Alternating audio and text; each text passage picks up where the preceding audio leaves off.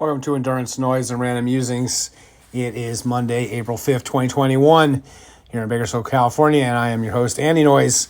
It's kind of interesting. I can do this screen recording to do these updates, and it works really well. We're trying to record our clubhouse conversations, Jester and I, and you can do it as long as you tell people you're recording. So we tried it this way, didn't work. Tried it with the voice memos, didn't work. Tried many ways, and it still doesn't seem to work. It's kind of funny because this works so easily. So, anyways, Google Photos, throwing up some photos from a few years ago. Here, a picture of me out running. Here's the Blue race, which is this weekend. I wish I was going to be there, but I'm probably not going to be competing at it. This is Colby Wentland, who was doing 100-mile races when he was quite young, like 11 or 12 years old. He's now in the military, I believe a lieutenant, an officer. Nice to see him. A couple of my run campers here when I used to do the Bakersfield Distance Project. Shane doing the flying, and Garrett. It's great to see Garrett. He's got a small daughter, and it's always great to see him on Instagram. And Shane started up the Bakersfield Greyhounds, a running group that's been training really good here in town. And Adam, who finally qualified for the Western States Lottery, trained with him when he got his and helped him get his 100K qualifier. A couple other of my friends, Lisa and Liz, out running. Here's me from Blue a few years ago when in 2016 I won the 48 with my buddy Allison, who helped pace me throughout it. And my friends Amanda and Patty and her daughter who came, and Patty and her daughter did 100 miles in 48, and Amanda in the front did 100K. And today we're out hiking, and she talked about she wants to go back and get that buckle when she turns 40. So pretty good stuff. And then, of course, the Jester and I at Beyond Limits as well. Back, we've done many races together, obviously, and there's the ladies at Beyond Limits running, and I'm gonna definitely miss it. Oh, and a picture of my youngest son, Michael. Flashed through here, woke up again in the middle of the night, so I just got on the treadmill. I did a bike ride, did some kettlebell, hung out on Clubhouse, and then, of course, went out and did my workouts. Of course, this morning when I was out on my workout, saw yet another motorized vehicle on the bike path. We had, Ed and I did hosted a room on Clubhouse. Had really great conversation with a half a dozen people on there. Of course, my workout was 11 kilometers. Rolling up here, love this thing. When mountain bikers don't give trail runners the right of way. I don't know about you, but where I live here in California, the mountain bikers never give us the right of way. We have this great training place, Mount Pinos, but unfortunately has a road all the way to the top, so they just throw their bikes in the back of the trucks and then just race down, and it's pretty scary. Can't go on that trail after about 9 in the morning. So it was sad. And some of my views, Barkley Marathons is still dominating my videos, obviously, and so that's good news. And let's see, let's go up here. We're kind of, Harvey Lewis put out his fourth part of his Backyard Ultras info, and he says, I always aim to train to simulate the race. It's one of the things that is most exciting about ultras, that there are so many specializations. From trail 50K, 50-mile, 100-milers to road ultras, big elevation races like UTMB, hot like Badwater, or cold like Arrowhead 135, stage races, multi-day, 24-hour, backyard ultras, and so much more. My goal is to be one of the most versatile ultra runners in the world and to do one's best in each specializing involves replicating the character of the race with your training. And he definitely has done that. You know, he broke the FKT Badwater to top of Mount Whitney this summer. He's been on our USA 24 teams and is doing quite well in these backyard ultras. Love to see him actually do like a 48 or a 6-day race. I think he'd do real well. And he says, Backyard Ultra allows to devise a race that one cannot be solely a strong trail runner or road runner, but must embrace both with a passion. Training for Ohio Backyard, I aim to run as close to an even balance of road and trail as possible. One can do this race with the same odds they would run a marathon or any other ultra, but it helps replicate the surface for the Backyard Ultra. When the tide changes and I move to preparing for Badwater for full tilt, I like to increase my road mileage to 75%, road and trail 25%, and to emulate the Badwater that is entirely on pavement, often scorching hot, that will destroy one's leg if they're not hardened for the hitting the trail. Know your course. Each backyard is quite different. Running each loop, you become intimately familiar with each rock, tree, route. We have a course preview at Ohio Backyard that I saw back in February, and I ran a few loops. I'm most interested in elevation and portions on the technical course. The Backyard Ultra, the course varied quite a bit from Beg's Backyard. The major difference is that on 12 hours on the trail, runners must complete 2 loops. Yikes. Each hour, of course, is very hilly, rugged area of Ohio, and the best course involved the double loop to get 4.167 miles. The Ohio Backyard has a steeper hill than was repeated twice. Big's more technical course. Always enjoy including more hiking the final 2 or 3 weeks training with elevation gain. Some really good information. You can find them in show notes, a link to my Instagram. You can check it out, that article as well. And then, of course, Candace is out on the Arizona Trail. I guess she got lucky, and she says she found this umbrella. So it was just kind of laying there on the trail. So she definitely good that she found that, because she also says she miscalculated on the water, so had to go without water for quite some time. And all those things, just solving problems is what it's all about. And then we went out this afternoon, like I said, with Amanda and Sarah. I'm talking about doing 100-milers, and went out and did almost 12K this afternoon. Saw yet another big snake, but this guy was also a gopher snake, not a rattlesnake. The rattlesnakes are definitely out there. I have a nice little view. Some guy on his motorcycle. Way too many motorcycles, motorized vehicles out there too. Don't really care to avoid us.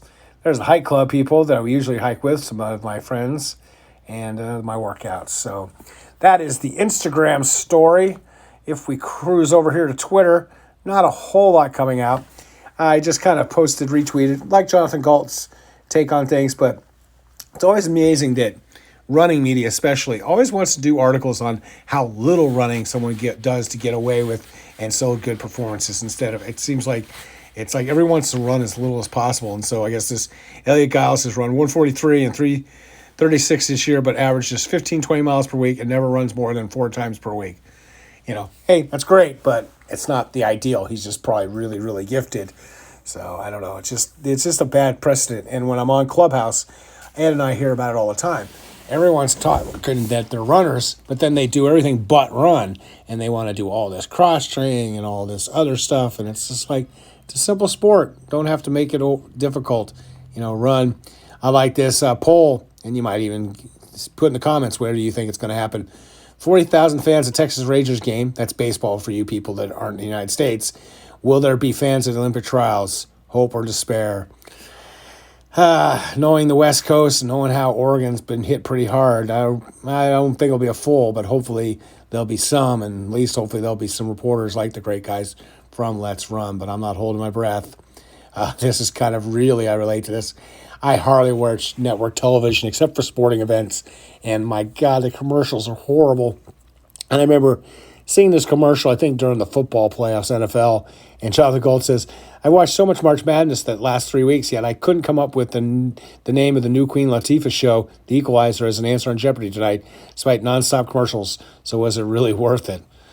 Oh, God, I hate that commercial. It's just ridiculous. You watch it and you're just all like, really? Queen Latifah running around solving crimes? I don't think she's doing a whole lot of running around, but I don't know who watches that stuff, but I certainly couldn't. Really appreciate all the likes and the subscribing, and people are leaving comments on the videos. And please hit subscribe if you can. The first one comment here was on my Being Boring March 31st, and the guy Mike says, thanks for the musing, Andy.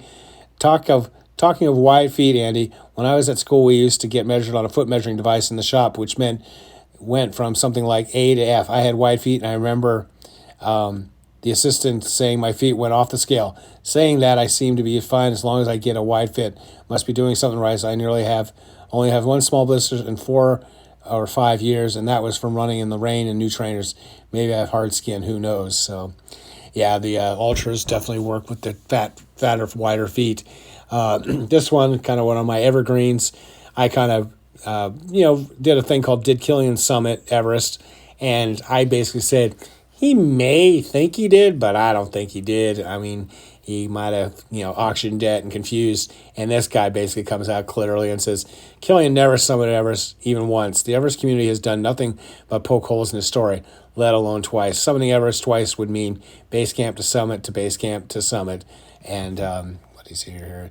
That end, not halfway down and back up, or whatever the F he says he did. And then on my video that I did the other day, April 3rd, Endurance, Noise, and Musings, and I was talking about those self-powered treadmills, which I really, really want. They were using them in that sprint triathlon. This guy says self-propelling running machines make sense. And they definitely do. I know when my Nordic Track dies, I may bite the bullet and buy one of those expensive ones, but worth it. It was interesting listening to the Trailhouse Clubhouse this morning, and they were talking about like the compression equipment and stuff now. They cost a couple thousand, the Normatec or something. And, the runners are like, oh my gosh, I just can't believe, it's so expensive. And it's always funny with runners because I used to be in the triathlon world. Now the bikes are like $7,000 to $10,000. The wheels are so expensive, people rent them. And so I always kind of chuckle when runners balk at, $200 running shoes where, when you're in the triathlon world, everything's just so expensive. Pretty much the reason why I don't do triathlons that. I don't know, so just don't want to crash on a bicycle. So thank you all for the comments. I kind of went over my Strava. Then let's see here. That. And so we'll finish up with Fitbit. I still cranked out 18. I did more miles today. I was going to take it easy, but did a bunch this morning and then went out and did some more this afternoon. And I am really, really tired. Good thing is, look at that. My heart rate's finally going back down to 53, and it's usually right around 50 resting. So I think the COVID effects of the shot are diminishing, and you can kind of see my 2 workouts. Tonight was a pretty hard one on the hills. Sleeping is still a mess. Says I only got 2.5 hours, but that's not exactly right because last night I went to bed from like 9 to 11, then was up for a few hours, and then went out and then slept for another 2.5 hours. So I really got 4.5. Still crappy, but I'm really tired right now, so I'm really, really hoping. And then, of course, here I'm going to get one more. And my fluids is not doing as well as I would hope to have, so 48. Boo. Oops, I messed it up. So, anyways, that is Endurance Noise and Random Musings. Sorry for really randomly musing. I'm definitely pretty much out of it, and it's been kind of warm. I got the Borough race this Saturday, so I definitely need to take it easy. So hopefully tomorrow I'll go out, and hopefully tonight I will sleep, which at 9 o'clock right now, I'm ready to fall asleep right now. So as always, stay healthy.